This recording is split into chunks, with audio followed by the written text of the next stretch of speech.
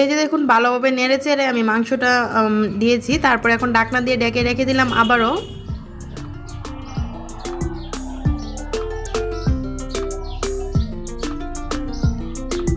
ঢাকনাটা সরিয়ে প্রায় 15 থেকে 20 মিনিট পর এই যে আমি মাঝে মাঝে কিন্তু নেড়ে দিয়েছি। তো এই যে দেখুন মাংসের যে এক্সট্রা পানিটা সেটা কিন্তু উঠে আসছে।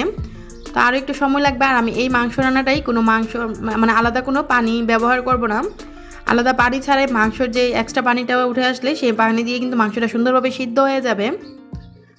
বেশি মাংস রান্নাতে পানি দেওয়ার দরকার হয় না। তারপরও যদি আপনাদের মাংসেতে